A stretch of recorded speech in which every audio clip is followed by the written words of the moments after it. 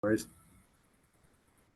Hey, what's up, everybody? This is Cut the Deck podcast with your host Isaiah, and I'm here with Kyle Schaufel of Freeport Management. He's an NIL contract advisor, NFL contract advisor, and we just came to talk all things contractually and just like things like that. How are you doing? I'm doing very well. Thanks for having me. Appreciate the time to share on my education, nuances, and information that I've learned over the years. So, Definitely. So tell me about how'd you get into contract advising and why in the NFL and NIL? so primarily it came from starting off from the movie Jerry Maguire. Pretty much watched that. As soon as I saw that, I knew from a get go that it was not everyone gets to become an athlete. Beyond high school and college and stuff, professionally. So I soon learned, there's a different way to still be involved and do that. So ever since, I was like 8, 9, 10 years old, I was just kind of had the focus of wanting to eventually get into that. So then, undergrad played collegiately in sports, had a double major minor where I was a sports management business emphasis, business management marketing emphasis, and a minor in coaching. Went on to law school out in Boston. In Boston, that's where I concentrated. I had an intellectual property concentration, which is trademarks, copyrights, patents, and then within that realm is the right of publicity, which has given different aspects and aspects and features of both copyright and trademark law. So then after that, just kind of just decided why not use what I focused on, what I know, what I'm specialized in. Because a lot of guys, while I was in Boston, um, do a lot of nightlife entertainment stuff. My cousin was also on the TV show The Voice season 6. So I've always been really in depth in both the sports entertainment industry, sports entertainment. That was more on the music entertainment side, stuff like that. Did some work for some social media management groups that would manage. The big guy was Michael Holston, the what people are more familiar with as the real Tarzan on Instagram and YouTube and stuff like that, and would also do some of the YouTube management of the Food God, who people might be familiar with from the Keeping Up with the Kardashians and stuff like that. So yeah, so kind of did that, and then back to the Boston stuff. A lot of those guys were really big into the night entertainment stuff. So not only was I doing like music management, contractual advising to my cousin for appearance fees and stuff like that, because she lived in Nashville for over 7 years, and again with the voice. But then I also was doing stuff with the Boston guys that were doing nightlife promotional appearance stuff from, did a few contract advisings for AA Annual for events out in Vegas. Did some quite a few of 50 cents appearance fees in Boston, Waka Flocka. So it just kind of was all over the place in the music industry, like on the appearance, just looking over the contracts, making sure I's are dots, T's are crossed, stuff like that. So um, always had that affinity for sports, so kind of just transitioned into that. What are the cons of your job? Because some people, I know, in some instances, you have a lawyer that works in the best interest of both parties, or less they may have a lawyer that works in the best interest of the label, and then they give that contract to said client. And like, so how do you navigate that? If you know what I'm saying? So yeah, first and foremost, something like that, that would be like a conflict of interest. You can only represent one party's interest at a time. So in that scenario, if you're working for the label or something like that, or a team, your your loyalties and stuff lie strictly with that entity versus me. I'm on the player entertainer side, so my loyalties and things are always to them. So I'm just always trying to navigate, what's in their best interest, trying to strict language out that doesn't work in their best interest or will end up being more of a harm in the long run against them. So that's how you gotta like essentially navigate that, especially as I was kind of briefly saying to you prior to the start of this meeting. It's a wild, wild west in the NIL. A lot of people come out, snake oil salesmen, say that they have your best interest, but then all of a sudden get you locked into a perpetuity type contract where they get points or percentages of your income moving forward for years upon years, and that's never going to be in the best interest of the client, and stuff like that. And that's where I try to navigate and help bring that to light so they understand they're making the soundest of sound decisions based off of their understanding, based off of their goals, based off of what they want moving forward. Because I'm not of that nature. I've seen it too many times where people, they act like they have your interest in heart, and they're just like, sign this, and next thing you know, you owe them 30% of your name, image, and likeness for the rest of your life.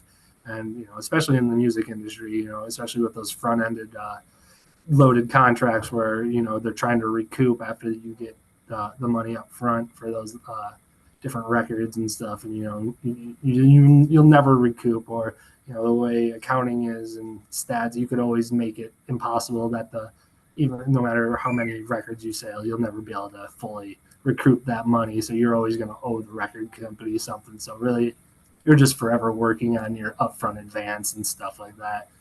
But again, that's the music. So on the sports side, that's kind of not really a thing. You can obviously start getting into it with the NIL stuff, but that's definitely the stuff I would try to advise against and prevent them clients from ever agreeing to, because it just doesn't make sense. Getting paid a little bit now to forever owe them for the rest of your life. I was told that being cheap could be very expensive. So when especially in NIL where there's a lot of fast money being given out, and there's athletes who feel like, I don't need a lawyer, I could do it myself. Like, what do you think about the saying when they say, let's cut out the middleman and let's do it ourselves? Like, have you ever seen that being like, okay, there's going to be an expensive mistake you're making when people try to cut out the middleman and say they don't need lawyers?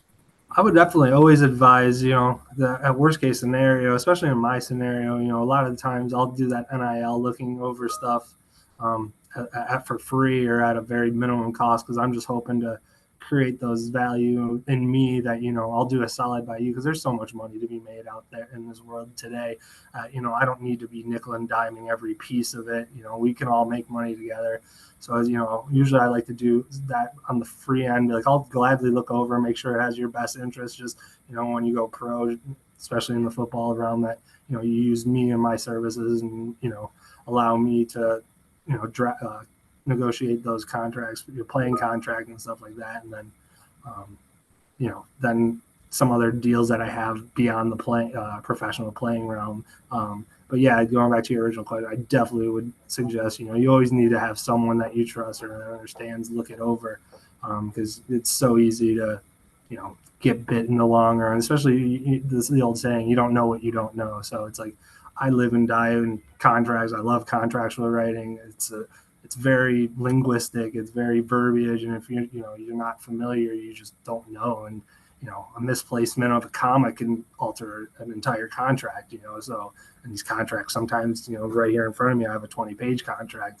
So it's so simple to have anything get lost in translation, or you think what you know. But again, as I said, what you don't know, you don't know. And that's not an excuse once you're locked into those four corners of that contract. So Definitely. What is the art of negotiation? How do you negotiate an NFL contract? So based off of what I learned, I'm a big advocate of interest based negotiations. So I like to do bullet points of what are the absolute needs and wants and musts of the client, and then what are like some of the bullet points of like what they really don't care about, what they're willing to bypass and like concede or whatever in that negotiation process. So because the old saying, and again, this was based off of a Harvard professor. He's the one that taught this. It's based off of, every good negotiation, both parties should be walking away feeling screwed. Sorry for the language, but that's a good feeling for that. Is each party is going to concede some stuff. Each party should get some stuff that they really want, and each party, at the end of the day, should feel like, yeah, I left some meat on the table, but I also took some from them. So, that's kind of the way I like to do it. Other ways I like to use it is kind of like the baseball arbitration style. I learned this in my sports management undergrad. I like to look at what are the top 5 contracts for that position, like that are replicable to the player I'm representing, definitely within the time. So, it's like he's an offensive tackle. So it's like now I'm looking at, all right, let's look at other other players in his realm based off of pressure percentages per game or per snap percentage, stuff like that. So then I have a ballpark of those 5 contracts, and I can then again, stats you can easily manipulate in either way you want, and I just try to figure out a median of that. If the player is absolutely just by far and none just superior, you know you just use those 5 and you just try to reset the market in that sense. So kind of just depends, but yeah, I'm a real big into the interest-based negotiation because, as I said, each negotiation, a successful one in my opinion, usually always has both sides leaving something on the table to get the job ultimately done. Speaking of resetting the market, I don't know if you've seen Laramie Tunsil just signed again this past offseason, the highest contract for the NFL offensive tackle. So what I guess like what are your opinions on that? I think it was a great contract. I just wonder from someone on that side having a player negotiate the highest contract for that position again. I just wanted to know your thoughts on that great contract. Yeah, I always love when markets get reset, especially, I was not a big fan of the newest CBA. I'm always going to be advocating on the player side. Without the players, there is no entertainment, there is no product. So I was really insulted on behalf of the players that, the NFLPA went there and they conceded that player salaries would be less than 50% of total revenue of the NFL. In a million years, I never would ever concede that bare minimum. The players are the product. You can't ever suggest or even argue with me or convince me otherwise that the players should ever get anything less than 50%. I think it always should be 51% at a bare minimum, let alone what they ended up conceding to 49 and a half. Yeah, I'm definitely of the mind, the resetting of it, because the owners, that's another issue I have. The owners really don't own anything. They don't even own the stadiums that they play in. So what do they own? They own the name, they own the intellectual property. They own those logos, the trademarks, the licensing. They own a piece. They might contribute a little bit to the practice facility. Most of the times, the practice facilities I think are paid by the owners, but the actual stadiums that they played in, those are usually subsidized by tax dollars. Usually, the buck always falls on the actual residents of that locale. And it's just such a crock when I'm just not a fan of the owners ever getting more than what the players get, especially when the players are the product. People don't pay hundreds of thousands of dollars to come see the owners play, or the owners make trades. They come to watch the players perform on Sunday or Saturday or Friday, depending on which amateur you're in or professional. So yeah, I'm always a big advocate that the owners need to get less of that pie because they really don't own anything. I get they're making some big decisions behind scenes. Kudos to them for getting those $1 billion TV deals and endorsement deals and stuff, and they're negotiating that and doing that, but doesn't mean they're still, without the players, they're nothing. And you can always say, yeah, you can just replace them, but that was true. Then why isn't the XFL getting millions of views? Why isn't the USFL getting millions of views? Like, I'm not again taking away from them; those are all good quality players, but people are tuning in for the elite of the elite. They're not in to just watch subpar. And again, not to say that they're not great athletes, but people tune in and pay those amount of money to see the elite athletes performing out there. Wow. How that was a lot. How do you so let me turn to reset the market. Like how does it if you want to give a step by step, how does one reset the market? Is it a performance thing? Like how would one reset the market? If you were talking to an athlete and they said they're just expiring a rookie contract and they said, I want to reset the market. What's your step by step process on that? It just becomes about just how many Pro Bowls have they been in, how many All Pros have they been in.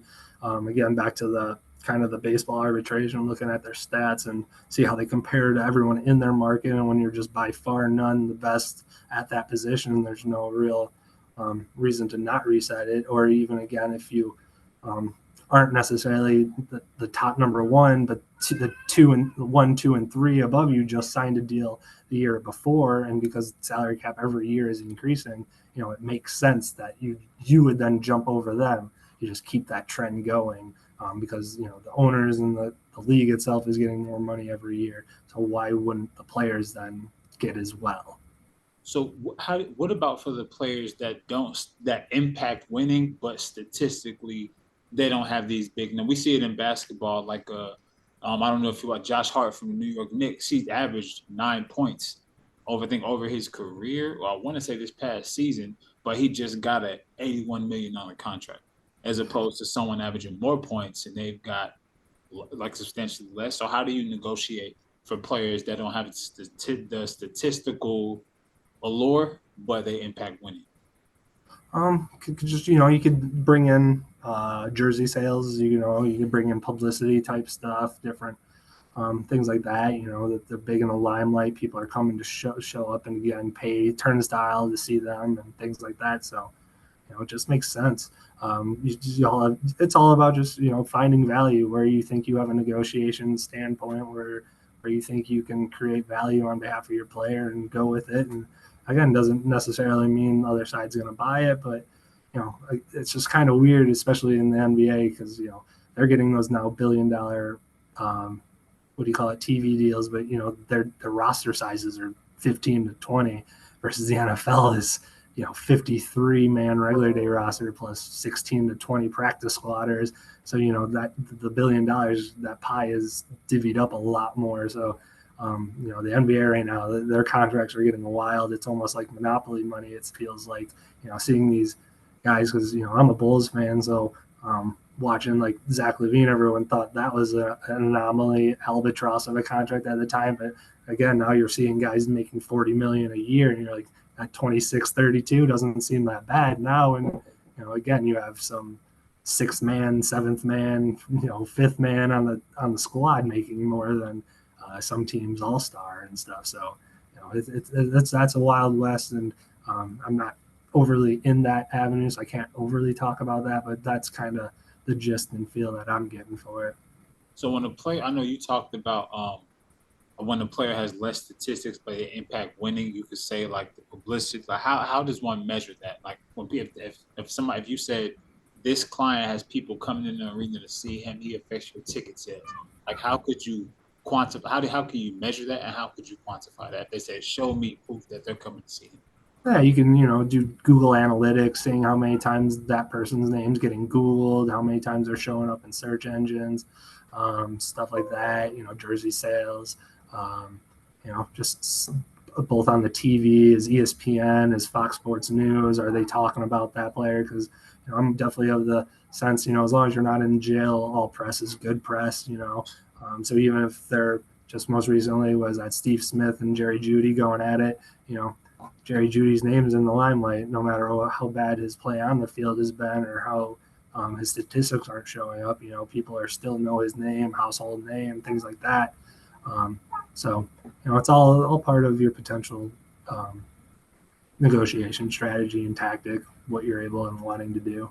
Well, and you've actually seen this go down in the war room, negotiation room. Like he doesn't have the stats, or he's not as he's not one of those guys, but this is the other value. Yeah, definitely. Usually, again, you don't really have much room and strength in negotiation in that aspect, because you don't want to kick the bear, especially or bite the hand that's feeding you in that sense. When they're not buying it, they're not buying it. You're not going to keep going down that avenue if it's really not going to get you anything positive net result for your client. You definitely don't want to leave a negative taste because you're advocating on his behalf and won't get off of a losing subject. They're just like, okay, whatever, we're tabling this. Good luck. Go find a new team. So and also then, inside the locker room, that matters. Are you a good locker room guy? Are you a good chemistry guy? Are you doing those bare minimums? Are you doing like when you need to report to, what is it? Not training, but like the facility for medicine, medical. Are you showing up? Are you listening to the team doctors? Are you listening to the team nutritionists? Like all that, because it's a team sport at the end of the day. They don't really like the egos. They don't really like the individuals, especially in a football sport, because it's 11 guys out on the field together. Yeah, they are playing their individual sport, and you want to advocate when you're negotiation as much as possible for that one. But again, end of the day, it is all of them unified together as an 11. So and it's definitely the sense, if you can't do your job, they'll likely find someone else. It just depends on how impactful you are at that individualness that impacts overall the 11 on the field at a given time. Wow, that was a handful. I don't know, short but sweet. I think the biggest thing is for me to extract some value. We didn't have to go for an hour to get the immense value we had. So, Yep. It's all about just creating value on behalf of your client for sure, and then you just try to negotiate. This is why you need them. This is why this is important. This is all that stuff. So. definitely, man. Well, Kyle, man, appreciate you so much. Again, it wasn't an hour-long podcast, but I think if we can extract some value of it, like it'll be just as equal as something that's really long. But Yeah, absolutely. If you ever want to go in depth on a different subject or more in depth on a specific subject or anything, just let me know. More than willing to help out where I can and share the information in my, experiences. So. okay. Well, that's all, brothers. Cut the Deck podcast. Isaiah, Kyle, thank you so much, man. Have a blessed day. Yeah, you too, man. Take care.